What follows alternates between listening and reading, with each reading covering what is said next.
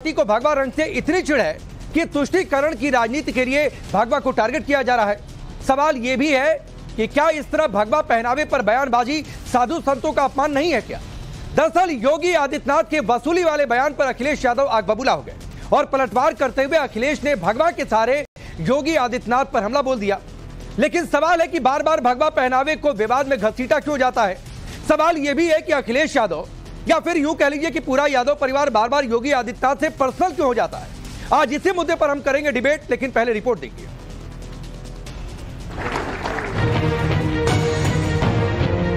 भर्ती की प्रक्रिया को पहले ही चाचा भतीजे की जोड़ी वसूली के लिए निकल पड़ती थी। कुछ कपड़े पहनने के बाद किसी को झूठ नहीं बोलना चाहिए, तो कम से कम अगर वो खुद नहीं बोल सकते हैं तो उन कपड़ों का ख्याल रखें जो उन्होंने वस्त्र धारण किए। मैं कह सकता हूं मैं भगवाधारी हूं। ऐसा है कि उस कपड़े को पहनने के बाद आपके दिमाग और आपकी मानसिकता जो है वो शुद्ध हो जाती है, तो इसलिए वो आपको समझ में नहीं आएगा उस कपड़े की शुद्धता को। आप किसी धार्मिक लिबास में हैं तो फिर तो आपको लेकर के देश और दुनिया और जनमानस का मन एक अलग तरह से होता है, तो कोई भी कपड़ा झूठ बोलने की इजाजत नहीं देता। उत्तर प्रदेश में होने वाले विधानसभा चुनाव से पहले सीएम योगी आदित्यनाथ और अखिलेश यादव के बीच तीखी जुबानी जंग तेज हो चुकी है।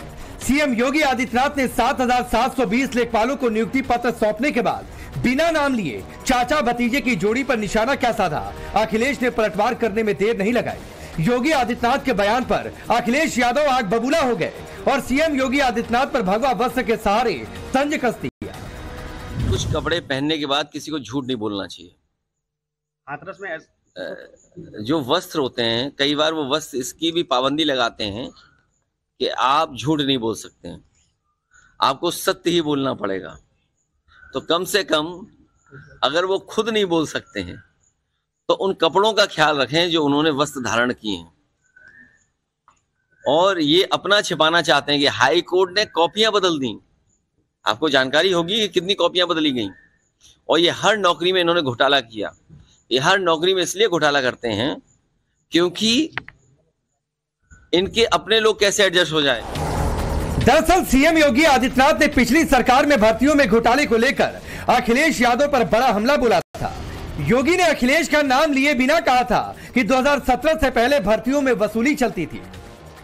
लेकिन 2017 के पहले क्या होता था? ये जो भर्ती आधे लेखपालों के पद खाली पड़े हुए क्यों पड़े हुए थे? क्योंकि भर्ती नहीं होती थी। भर्ती की प्रक्रिया में तमाम होल थे।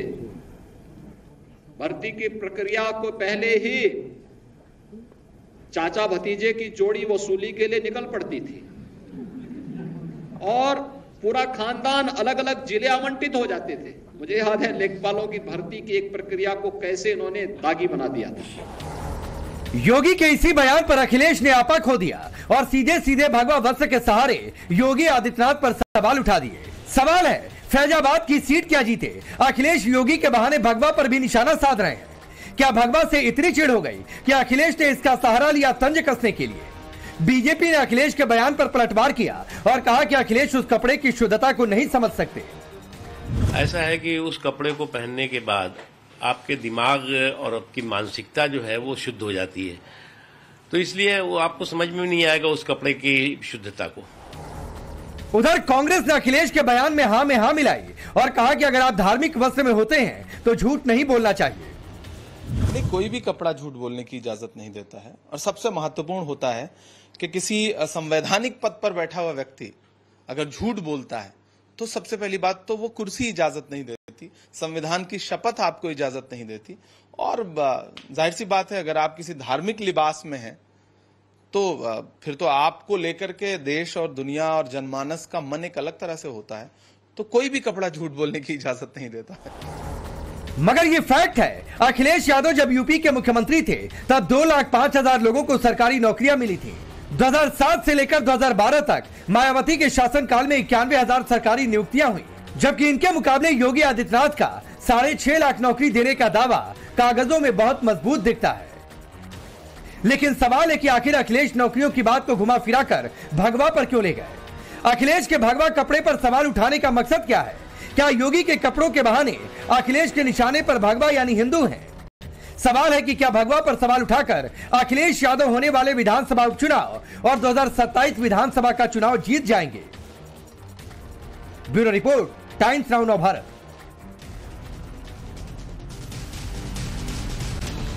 तो ये रिपोर्ट आपने देखी है और सवाल यह है कि अगर मुख्यमंत्री योगी आदित्यनाथ ने कुछ गलत कहा तो आप फैक्ट के साथ ठीक कर देते, बीच में उनके कपड़ों को लाने की क्या जरूरत थी?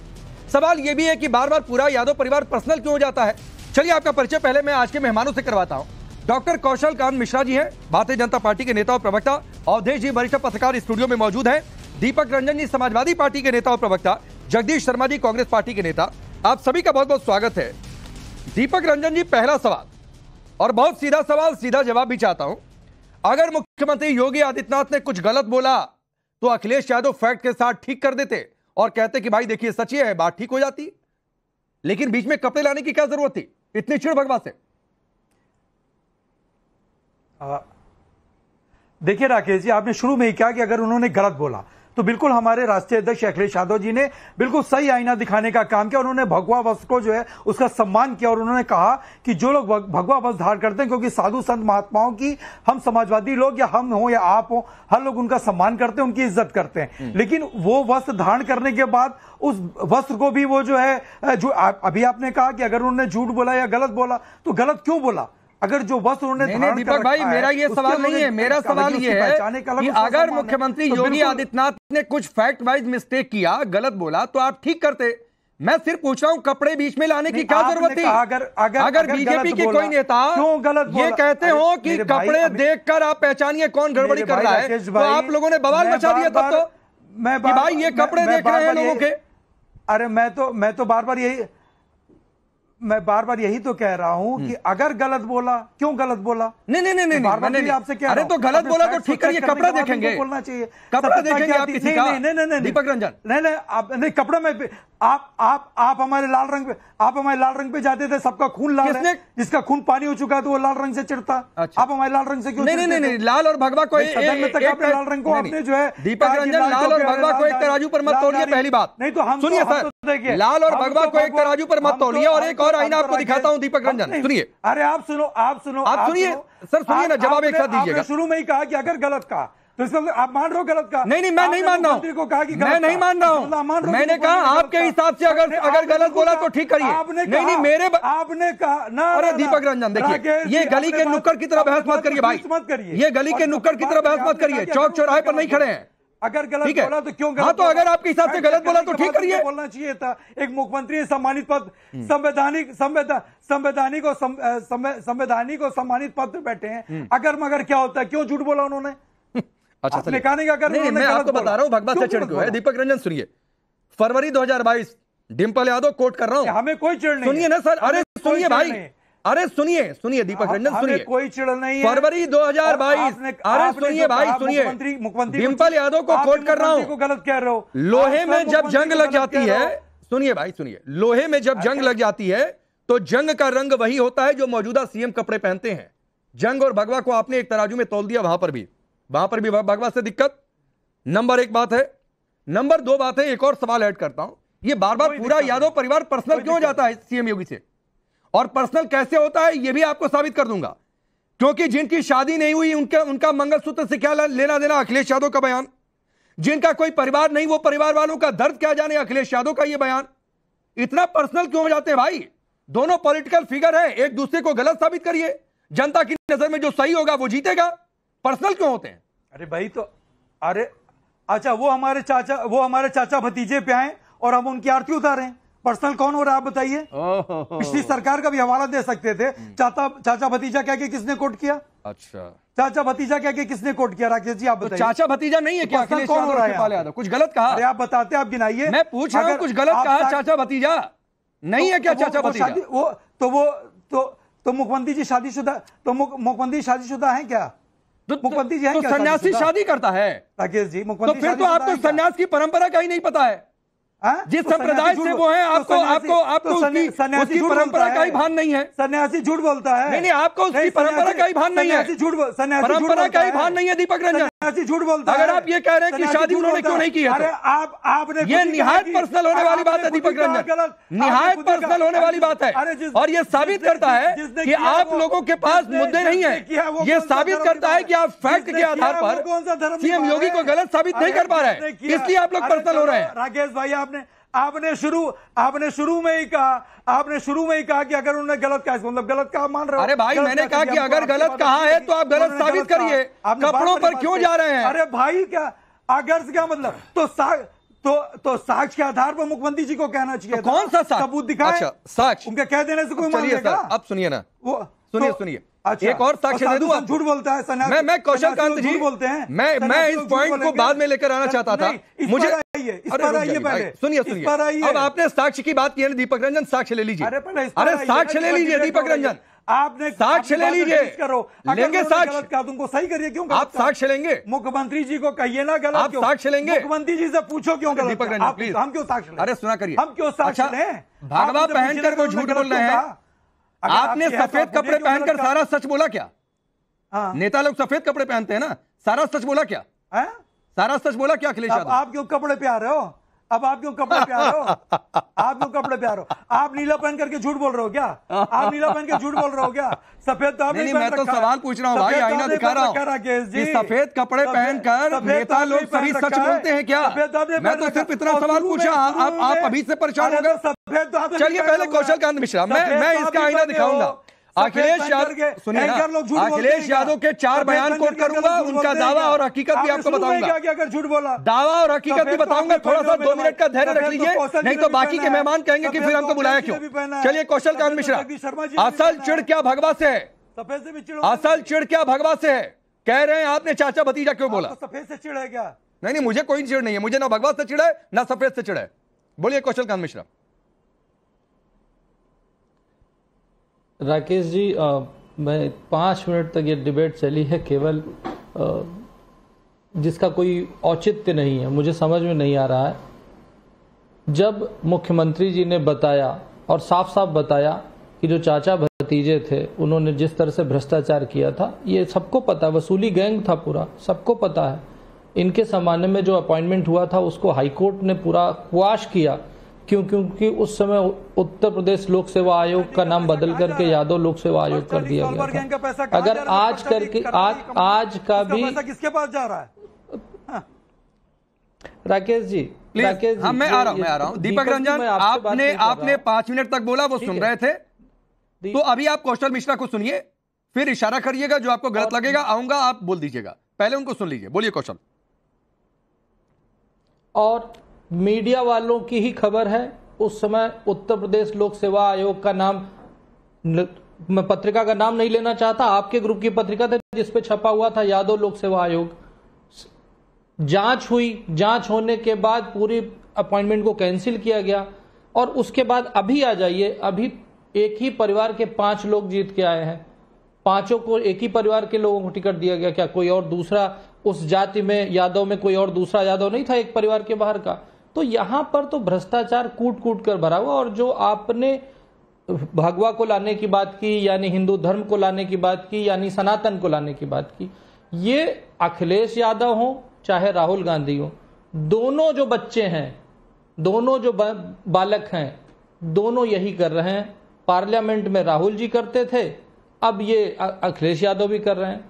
तो दोनों लोगों को जहां पर भी सनातन हिंदू भारतीय संस्कृति नजर आती है, उसको धूमिल करने का एक भी मौका नहीं छोड़ते हैं। आप ये देखिए कि राम मनोहर लोहिया के पद चिन्हों पे चलने वाली, अपने आप को बताने वाली समाजवादी पार्टी, एक समय में रामायण मेला होता था, उसको बंद करवाने वाले यही लोग हैं। ये लोग तो इतने सनातन विरोधी हैं और इतने भगवा विरोधी हैं कि जिस तरीके से भगवाधारियों के खून से सरयू नदी को लाल कर दिया गया था, वो गोलीकांड आज भी याद है, उसी अयोध्या की धरती पे हुआ था। समस्या क्या है कि इनको ये लगता है कि हर चीज में अगर भारत की संस्कृति और हिंदुत्व को कुछ न कुछ नुकसान पहुंचाएंगे तो इनका वोट बैंक मजबूत होता जाएगा। सिर्फ यही बात है। मैं एक छोटी सी बात है कौशल भाई, जवाब हो सकता है। और कौशल भाई जो ये कह रहे हैं उसका जवाब दीजिएगा जी। और आप लोग फैजाबाद जीत गए दीपक रंजन, तो आप लोगों को लगता है कि भगवा को, हिंदू धर्म को आगे कुछ भी बोला जाए, कोई गुरेज नहीं, क्योंकि राहुल गांधी हिंदू को कुछ कहते हैं, आप लोग खामोश रहते हैं। पूरे इंडी गठबंधन से सनातन धर्म को टारगेट किया जाता है, आप लोग चुप रहते हैं। स्वामी प्रसाद मौर्य जब आपकी पार्टी में थे, क्या नहीं बोलकर चले गए, आप लोग चुप रहते हैं। और उसके बाद अब इस तरीके का बयान। भाई साहब डिबेट, अब मेरी बात आ जाए दिएगा राकेश जी। कौशल भाई आधा मिनट दे दीजिए, फिर आपके पास आऊंगा। बोलिए दीपक रंजन।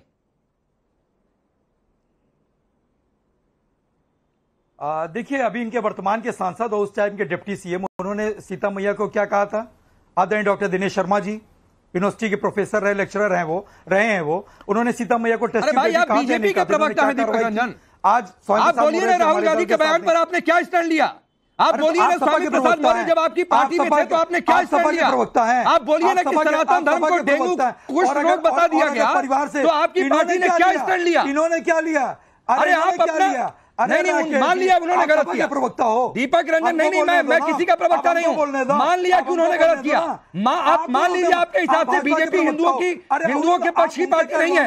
आप बोल दीजिए वो हिंदुओं के लिए गलत करती है। आप सही करिए ना भाई। आप क्यों उनको, अरे आप जो उनको जो सेव कर रहे हो, आप उनको उनसे नहीं, मैं किसी को सेव नहीं कर रहा हूं। मैं आपको आपका आईना दिखा रहा हूं और जनता को दिखा रहा हूं कि आपका आईना क्या है। पार्टी के पदाधिकारी, आप भारतीय जनता पार्टी के, मैं भी आपको आईना दिखा रहा हूं, मैं भी आपको आईना दिखा रहा हूं। मुझे आईना दिखा पाने की आपकी नहीं, आप कह रहे हो मुझे आईना दिखा पाने की स्थिति में आप नहीं है दीपक रंजन। आप कौन होते हो? आपकी भी नहीं है, आपकी भी नहीं है, आपकी भी नहीं है राकेश जी, आपकी भी नहीं है। नहीं मेरी है भाई। मुझको आईना मत दिखाओ। संविधान की प्रतियां आपने लहराई हैं, आप भी नहीं दिखा पाओगे। सुनिए, जिस संविधान की प्रतियां आपने लहराई हैं, उस संविधान ने इस देश में पत्रकारिता को ये ताकत दिया है कि वो नेताओं को आईना दिखाए। तो मेरी हैसियत तो है। चलिए मजबूत हिस्सा हो राकेश जी, मेरी लोकतंत्र का मजबूत हिस्सा हो। मेरी भी हैसियत है, मेरी भी हैसियत है कि मैं आपकी अनुल चल बातों को, और परिवारवाद से इतनी दिक्कत है इनको, भाजपा के प्रवक्ता को, अगर तो परिवारवाद पर मत जाइए भाई। मैं परिवारवाद पर डिबेट नहीं कर रहा हूं। नहीं मैं परिवारवाद पर डिबेट कर ही नहीं रहा हूं। नहीं मैं परिवारवाद पर डिबेट कर ही नहीं रहा हूं। जगदीश अभी आता हूं। इनको क्यों नहीं इंटरप्ट किया? जगदीश शर्मा क्यों नहीं इंटरप्ट किया? अरे राकेश, इनको क्यों नहीं इंटरप्ट किया? जगदीश शर्मा जी, नाना पटोले, हुसैन दलवाई, जब मुख्यमंत्री योगी आदित्यनाथ मुंबई में थे तो वो भी कह रहे हैं कि निवेश लाना है तो भगवा कपड़े छोड़िए भाई। करते हो ये भगवा से इतनी दिक्कत क्यों हो जाती है बार बार? जगदीश शर्मा जी रुकिए दीपक रंजन प्लीज। राकेश भाई मेरी आपसे दीपक भाई रुक जाओ एक मिनट। राकेश भाई मेरी आपसे हाथ जोड़ के प्रार्थना है। अरे दीपक रंजन, मैं डरपोक नहीं हूँ, आपका हक है सवाल, और मुझे डरपोक जैसी कैटेगरी में मत डालिए, वरना आपको आईना दिखाऊंगा, आप जवाब देने की स्थिति में नहीं होंगे। तो पर्सनल मत हुआ करिए। कभी योगी आदित्यनाथ से पर्सनल और चैनल पर आएंगे तो एंकर से पर्सनल। तो सही है सर, बोलिए जगदीश जी। और जब इन्होंने परिवारवाद का नाम लिया कि मैं परिवारवाद पर डिबेट नहीं कर रहा हूं, मैं कौशल से आंसर कह रहा हूं, परिवारवाद पर डिबेट नहीं कर रहा हूं। अरे दीपक भाई रुक जाओ यार। अगर ठीक हो तो भारतीय जनता पार्टी हरा देती पांचों को। राकेश भाई, आप एक अच्छे पत्रकार, हमेशा मैं देखता हूं आपकी डिबेट में आप उलझ जाते हो। आपका काम है सवाल पूछना, अच्छी बात है, पर अब जवाब बीजेपी से दिलाएं तो अच्छा रहेगा। आप खुद ही बढ़ जाते हैं जवाब देने के लिए। कहने के मैं समझता हूं जिस तरह भारतीय जनता पार्टी के प्रवक्ता कह रहे थे, ईमानदारी का ढकोसला पीट रहे थे, पूरा देश को पता है ईडी सीबीआई का कैसे दुरुपयोग होकर देश को लूटा जा रहा है। नंबर एक। नंबर दो, आज ये बहस मुख्यमंत्री वर्सेस अखिलेश पर। मुख्यमंत्री संविधान के चुने हुए शपथ ले हुए मुख्यमंत्री है, शुरुआत तो उन्होंने करी, वो ना छेड़ते तो ना छिड़ते। कम से कम मुख्यमंत्री को मुद्दों पर बात करनी चाहिए। चाचा भतीजा सब, उन्होंने कहा था कि मैं शपथ लेता हूं किसी को द्वेष की भावना से नहीं देखूंगा। वो द्वेष शुरू में दिखा रहे हैं भाई। तो मुख्यमंत्री से तो सवाल पूछे जाएंगे, बोल दिया तो इसमें द्वेष कहां से आ गया? कपड़े करें तो अखिलेश बाहर बैठा है आपने। अरे भाई फिर साधु को कपड़े की बात कर दी तो क्या हो गया? अच्छा। सही मायने में तो साधु का जरूरत नहीं है राजनीति में। साधु संत महात्माओं को ज्ञान बांटना चाहिए, इस देश को दिशा दिखानी चाहिए। ये मुख्यमंत्री बन के बैठ के ज्ञान बांट रहे हैं। कहने के मैं समझता हूं ऑब्जेक्शन है। ये साधु संत के कपड़े एक भगवान के रूप के कपड़े हैं, और जब ये इस तरह की बात करते तो दुख होता है भारत के लोगों को भी, आपको भी, हमें भी। भाई मुख्यमंत्री नेता का काम है मुख्यमंत्री बनना, या तो नेता बन जाए, वरना भगवा आतंकवाद की थ्योरी आपकी पार्टी लेकर आई जब रूल पार्टी सत्ता में थी तो कहता हूं। और एंटी हिंदू स्टेटमेंट तो दसियों है, मैं गिनाऊं तो आधा घंटा अगला कब पड़ जाएगा। महात्मा का काम करना चाहिए, नेता को नेता का काम करना चाहिए। अच्छा देखो मेरी बात सुनने दो ना, जनता में आवाज। महात्मा का काम करे, नेता का काम करे, और खिलाड़ी का काम करे। पढ़े लिखे प्रोफेसर पढ़े लिखे काम करे। जब भी देश 21वीं सदी में जाएगा, हम एक दूसरे काम ले लेंगे तो झगड़े होते रहेंगे। अच्छा, शुरुआत तो मुख्यमंत्री ने करी है, ना चाचा भतीजा बोलता, अच्छा, ना सुनना पड़ता। चलिए अवधेश जी, चाचा भतीजा बोलना क्या इतना गलती हो गया कि कपड़े पर चले गए? और जगदीश शर्मा जी जवाब नहीं दे पाए कि हुसैन दलवाई ने क्या कहा था कि भाई निवेश चाहिए तो थोड़ा मॉडर्न हो जाइए। ये दिक्कत है कि नहीं? या फिर ये अवधेश जी मान लिया जाए कि फैजाबाद से एक फॉर्मूला मिला है इसलिए बार बार भगवा पर ऐसा है? जगदीश भाई, जगदीश शर्मा जी बहुत समझदार आदमी है, लेकिन वो अटैक नहीं करा, भगवा अपनी जगह है। एक मिनट, उस वही भाषा नहीं, भगवा अपनी जगह नहीं होता है सर, ऐसा इतना सरल नहीं है। भगवा अपनी जगह नहीं है। भगवा इस देश में जब से भारत देश है, इसका इतिहास है, तब से भगवा सर्वोच्च स्थान पर पदस्थापित है सर। भगवा को सबसे ज्यादा महत्व दिया गया है कि वो सूर्य के रंग का है, वो जो है हवन से जो अग्नि निकलती है उसके रंग का है, उसको इतना हल्का मत करिए कि भगवा अलग चीज है। देखिए जो जगदीश जी बोल रहे हैं, अखिलेश जी बोल रहे हैं, राजनीति में क्या लेने देना, ये भी ज्ञान दे दीजिए। नहीं, वो बता रहा हूँ राजनीति में, सुन लीजिए, राजनीति से क्या लेना, बिल्कुल बता रहा हूँ। मतलब ये एक भाव है कि भाई देश में साधु संत भगवाधारी पॉलिटिक्स में क्यों आया है, और आया है तो हमको हरा क्योंकि सत्ता में क्यों है। ये जो भाव है ना अंदर में, वो भाव अलग अलग तरीके से निकल रहा है कि एक साधु जो है वो वोट तो डाले, उसको वोट डालने का तो अधिकार है, लेकिन कोई सन्यासी जो है सत्ता में नहीं रहे, वो चुनाव नहीं लड़े। ये आप देखिए कैसे किस्म का भाव है। यही भाव ये नहीं बोल सकते हैं किसी पादरी को चुनाव लड़ने का अधिकार नहीं है, किसी मौलाना को चुनाव लड़ने का अधिकार नहीं है, क्यों ये नहीं बोल सकते हैं। लेकिन ये हिंदू समाज के साधु संत अगर राजनीति में आएंगे, उस पर प्रश्न उठाएंगे। और एक धारा है आजादी के समय से इस देश में, इस समय ज्यादा प्रकट होकर निकली है क्योंकि केंद्र में नरेंद्र मोदी की सरकार 10 साल रही है शक्तिशाली, प्रदेश में आदित्य योगीनाथ की सरकार जगह जगह रही है, तो वो जो भाव अंदर था वो प्रकट हो रहा है। अब उन्होंने भ्रष्टाचार की बात की है, तो ठीक है, योगी आदित्यनाथ जी की देखिए, जब 2017 का चुनाव हो रहा था तो 3 बड़े मुद्दे थे। एक सपा सरकार का भ्रष्टाचार, दूसरा कानून और व्यवस्था, और तीसरा था परिवार का वर्चस्व। ये 3 बड़े मुद्दे थे और ये 3 बड़े मुद्दों पर विजय मिली है। अगर होता ही नहीं तो विजय क्यों मिलती। लेकिन बीजेपी सरकार की अपनी नाकामी है कि उन्होंने भ्रष्टाचार की ठीक से जांच करा के उस पर एफआईआर करा के कराना चाहिए था।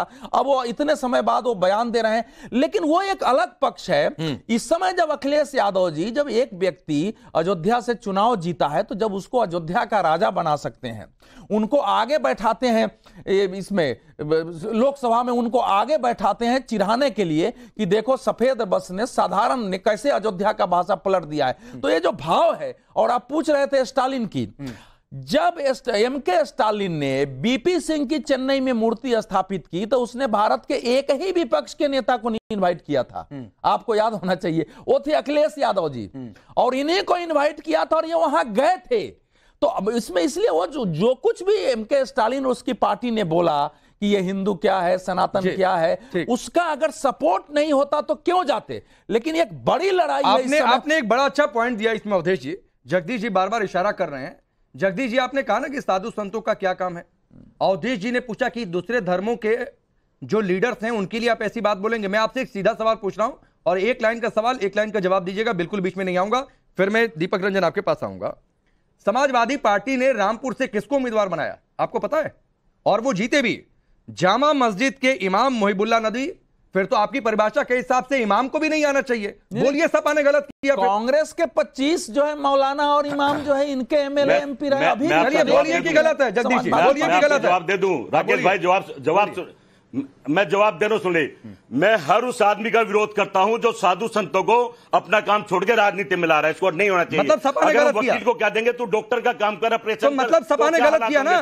पायलट मैं कह रहा हूं सभी कर रहे हैं गलत, तो सपा ने गलत किया ना। आपकी पार्टी ने गलत किया ना मौलानाओं को उतार के। जब बन जाता है कि वो एक समाज को नई दिशा में ले जाता है, तो आपकी पार्टी ने गलत किया ना, फिर तो बोल दीजिए डिबेट ही खत्म। उसमें से देखता है, अरे डिबेट ही खत्म।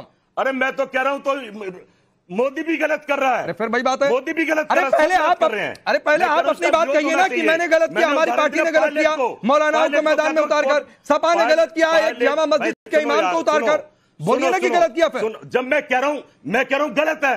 मैं कह रहा हूं हर आदमी गलत कर रहा है, मोदी भी गलत आप कर रहे हैं। दीपक रंजन आप पायलट को क्या दोगे कि वकील में कोर्ट में नहीं, ठीक है मुकदमा लड़ो। ठीक है सर। और आप राहुल गांधी से कहिएगा कि आगे से मौलानाओं और मौलवियों को चुनावी मैदान में ना उतारा करें, उनको टिकट ना दिया करें। राकेश पांडे जी, कांग्रेस के लिए जामा मस्जिद से हर बार जारी होता था कि कांग्रेस को वोट करो, लंबे समय तक रहा है, लंबे समय तक उसमें कोई समस्या नहीं रही है। अब दीपक रंजन 7 जुलाई, दीपक रंजन, एक तो आप लोगों ने रामपुर में गलत उम्मीदवार उतार दिया, जीत गए, लेकिन आपके साथी कह रहे हैं कि इमाम मौलवी को मत उतारा करिए। भाई ये आप लोग क्यों कर रहे हैं? नंबर 1। नंबर 2 बात, एक ग्राफिक्स जरा स्क्रीन पर डाल दीजिएगा। 7 जुलाई अखिलेश यादव ने कहा था बेरोजगारी से परेशान शख्स ने सुसाइड किया। शख्स के ससुर ने कहा कि अखिलेश यादव ने गलत बोला। 2 जुलाई को केंद्र ने उत्तर प्रदेश को कोई एक्सप्रेसवे नहीं दिया, अखिलेश यादव ने कहा था। हकीकत क्या है? 3 से 4 एक्सप्रेसवे मिले हैं। 2 जुलाई को अखिलेश यादव ने दावा किया कि पीएम के गोद लिए गांव की तस्वीर नहीं बदली, जबकि हकीकत यह है कि जयपुर में लोग यह स्वीकार करते हैं कि 10 साल में गांव की तस्वीर बदली है। मोदी सरकार के बजट में यूपी को कुछ नहीं मिला। 2017 की बात है, 4,40,000 घर, सर्व शिक्षा अभियान में 19,000 करोड़ मिले थे। तो सर उनके कपड़े देखकर आप कह रहे हैं कि झूठ नहीं, तो सफेद कपड़ा लाइसेंस से क्या झूठ बोलने का? या इस देश में मान लिया जाए कि नेताओं को लाइसेंस से कि वो सिर्फ झूठ बोलेंगे? अब देखिए अब राकेश जी, बिना इंटरप्शन मेरी एक आपके सवाल के मैं जवाब दे रहा हूं। देखिए, बात अभी हुई रामपुर से हमारे आदरणीय मौलवी साहब को चुनाव लड़ाने का।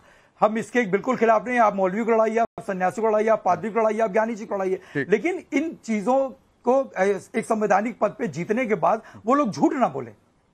मेरी इस बात पे आपत्ति है कि बिल्कुल ठीक है, मौलाना साहब अगर आएंगे तो वहां पर अगर सदन में बोलेंगे तो अच्छी। और हमारे समझ से देखिए राकेश जी, हिंदू मुस्लिम सिख ईसाई सबको बराबरी का दर्जा होना चाहिए। आप सबको मानते होंगे, सब आपके लिए, क्योंकि लोकतंत्र में सब बराबर है। किस तरीके से रमेश बिदोड़ी जी ने सदन में जो है किस भाषा का इस्तेमाल किया था एक अपने संसद सांसद के लिए, किस तरीके से गिरिराज सिंह जी ने एक इस्तेमाल किया था। देखिए, मैं किसी भी उस पर, चाहे वो कोई भी वस्त्र धारण कर रहा हो या कोई भी है, मैं उस पर नहीं जाना चाहता, लेकिन मैं इतना जोर कहना चाहता हूं कि हमारे हिंदू मुस्लिम सिख ईसाई सारे बराबर हैं। अब देखिए, रहा सवाल बनारस का। बनारस आज क्यूटो जो बनाने का हमारे प्रधानमंत्री जी ने सपना दिखाया था, आज क्यूटो तो नहीं बना, लेकिन फ्लूटो जरूर बन गया है। वहां पर नाव चल रही है, वहां पर स्थिति क्या है और सड़कों का क्या हाल है, नालियां किस तरीके से बजा रही हैं, आपने देखा होगा, आपके दीपक रंजन भाई, आप पता नहीं बनारस या तो गए नहीं है, और या तो आप आंखें बंद करके बनारस गए हैं। मैं पूर्वांचल से आता हूं, बनारस मेरा अक्सर आने जाना होता है और बचपन से मैं बनारस जाता रहा हूं। तो बनारस में समय रहते मैंने बदलाव देखा है सर। सड़कें कितनी चौड़ी हुई, एयरपोर्ट से मेन शहर में जाने के लिए पहले घंटे लग जाते थे, अभी आधे घंटे के अंदर आप पहुंच जाएंगे। तो सर आप ये दलील मत किया करिए, ये दलील मत करिए सर। अब आपके साथ क्या चलूंगा, मैं कई बार जा चुका हूं। जो चैनल कौशल कांत मिश्रा जी, जब जो है सफेद कपड़ों में बयानों की हकीकत दिखाई, तो दीपक रंजन कह रहे हैं बनारस फ्लूडो बन गया है। कौशल कांत मिश्रा जी, चलिए सर, ठीक है। कल आप राकेश जी चलेंगे नहीं चलेंगे? राकेश जी, दीपक जी तो नॉन स्टॉप बोले जा रहे हैं, उनका क्या जवाब दूं? उनके पहले कांग्रेस के प्रवक्ता बोल रहे थे कि डॉक्टर को डॉक्टर का काम करना चाहिए, इंजीनियर को इंजीनियर का काम करना चाहिए, तो फिर पायलट को पायलट का काम करना चाहिए था ना। उसे काहे देश का प्रधानमंत्री बना दिया था कांग्रेस वालों ने? इसका जवाब नहीं दे पाएंगे ना। इसलिए हर वर्ग का रिप्रेजेंटेशन होना चाहिए। आप लोग जो जाति वाली राजनीति करते हैं, बीच में नहीं बोलिए, बीच में नहीं बोलिए, बीच में नहीं बोलिए, बीच में मत बोलिए, बीच में मत बोलिए। क्यों? क्योंकि पायलट को प्रधानमंत्री वाले कांग्रेस है, जिसने देश का क्या हाल कर दिया देखा है। अरे कांग्रेस, अरे क्यों? अरे भाई, सबको पता, राजीव गांधी ने, इंदिरा गांधी ने देश बनाया है, सबको पता है। देश का हाल तो सन 14 राजीव गांधी पायलट ही तो थे, क्या थे? बुरा हाल है सबका। राजीव गांधी पायलट थे ना, क्यों बना दिया था? अगर आप कह रहे हो डॉक्टर नहीं आए, इंजीनियर नहीं आए, टीचर नहीं आए, और नौकरी पेशा लोग नहीं आए, व्यापारी नहीं आए, तो कौन आएगा?